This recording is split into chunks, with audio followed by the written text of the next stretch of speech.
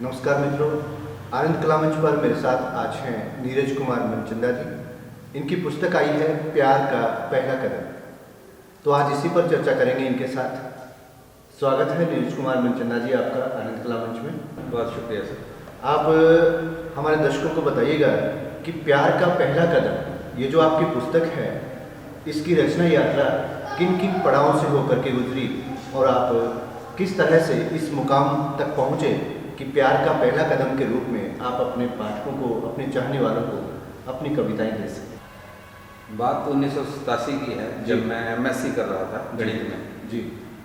उस वक्त भावनाओं का उद्वेग कुछ इतना था और जो हमारे जो व्यवस्था जो है, जो सिस्टम है हमारा, उसमें इतनी खामियां हैं और समाज में भी विलुप्त बहुत सारी ऐसी घटनाएं होती हैं जिनमें जो आदमी को हमेशा उद्वेलित कर देती हैं कि ये ऐसा क्यों हो रहा है। जी।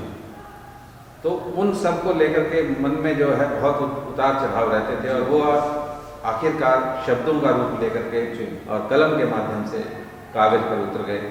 जी। तो वहाँ से मेरी ये रचना की जो यात्रा है वो शुरू हुई। तब मैं बीकानेर में पढ़ता था जी। और वहीं से मैंने लिखना शुरू किया और मैंने अपना पहला कार्यक्रम आकाशवाणी में बीकानेर में बसंत पंचमी के दिन अपनी कुछ रचनाओं के माध्यम से दिया था। काव्य रचनाओं के माध्यम। जी। तो फिर ये जो प्यार का पहला कदम नाम से आपने लिखा, तो जाहिर है कि ये आपकी युवावस्था के समय की कुछ कविताएं रही होंगी या फिर बाद में लिखा?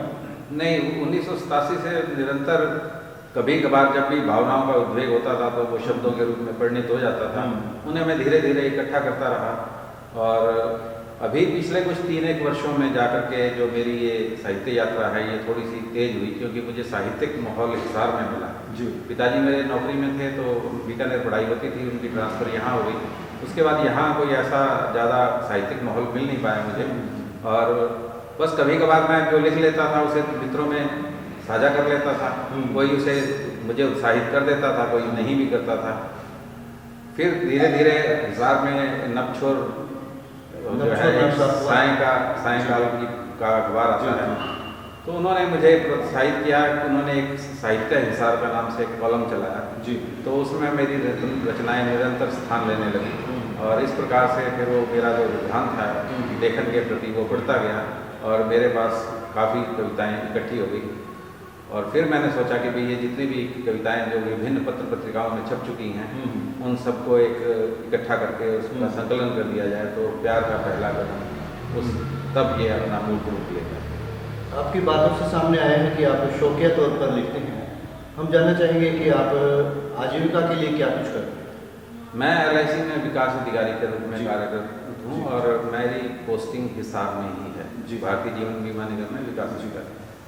आपके परिवार में ये शौक और किस किस को है, यानी कि साहित्य लिखने का, रचने का, पढ़ने का या गायकी वगैरह का, और कोई शौक है? मेरे परिवार में साहित्यिक पृष्ठभूमि पहले नहीं है। जी। ये मेरा ही भावनाओं का इतना उद्वेग था जो इस रूप में परिणित हुआ। हाँ, मेरी धर्मपत्नी पूनम मनचंदा जी हैं। जी। जी। जो गायन में रुचि रखती हैं। जी। और उन्होंने अभी पिछले दिनों एक सोनोटेक कंपनी के साथ एक जयलाल दास अभिनंदन गीत भी लिखा है जो YouTube पर भी उपलब्ध है और बहुत सुंदर गीत बन पड़ा है वो। जी। तो उसके लिए मैं आनंद कला मंच भिवानी का धन्यवाद भी करता हूँ कि उन्होंने मुझे प्रोत्साहन दिया और उनके इस गीत को जो उन्होंने स्वर दे पाई हैं पूनम जी, तो वो बहुत सुंदर बन पड़ा है। और वो गज़लें भी लिखती हैं और गीत भी गाती हैं, तो उनका स्वर बहुत मधुर है और चार चांद लगा देता है उनका लेखन और गायन को। तो ये जो आपकी पुस्तक है प्यार का पहला कदम, इसमें कुल मिलाकर कितनी कविताएं हैं? इसमें 85 कविताएं हैं टोटल। जी। और इसमें ज़्यादातर मेरे अनुभव, जैसा मैंने पहले कहा कि जो मैंने महसूस किया उसी को ही, जैसे मैं इसमें आपसे एक छोटी सी घटना का आपको एग्जाम्पल लेना चाहता हूँ, उदाहरण देना चाहता हूँ कि अमृतसर में नरसंहार हुआ था। अमृतसर के अंदर जब दशहरा मनाया जा रहा था तो बहुत से लोग एक ट्रेन से कटकर मर गए। जी। जी बिल्कुल। तो उसके अंदर उस जो एपिसोड जो था उसने मुझे इतना ज्वलित किया कि मैंने उस पर लिख दिया कि कोई नहीं है जिम्मेदार। उसमें किसी ने भी उस घटना की, इतनी बड़ी घटना की जिसके अंदर बहुत सारे लोग मारे गए, किसी ने भी उसकी जिम्मेदारी नहीं ली। तो वो इसी शीर्षक से इस पुस्तक में लिखा है मैंने कि कोई नहीं है जिम्मेदार। जो समाज में जिस प्रकार से एक आम आदमी की परवाह होनी चाहिए थी और वो उसमें कहीं भी किसी को कोई रुचि नहीं दिखती और किसी की कोई जिम्मेदारी फिक्स नहीं हो रही किसी भी बात के लिए। जी। तो उसको भी मैंने इस रचना को भी मैंने इसमें स्थान दिया। जी, बिल्कुल कहा जा सकता है कि आपकी ये जो पुस्तक है ये मानवीय संवेदनाओं की अभिव्यक्ति के रूप में याद की जाएगी और पाठक इसको पढ़ना चाहेंगे। आप आनंद कला मंच के स्टूडियो में आए, इसके लिए आपका बहुत बहुत धन्यवाद। बहुत शुक्रिया सर। तो ये थे नीरज कुमार मनचंदा जी मेरे साथ। विश्वास किया जा सकता है कि इनके साथ की गई बातचीत आपको पसंद आएगी और बातचीत आपको कैसी लगी ये आप बताएंगे कमेंट बॉक्स में कमेंट करके। शुक्रिया।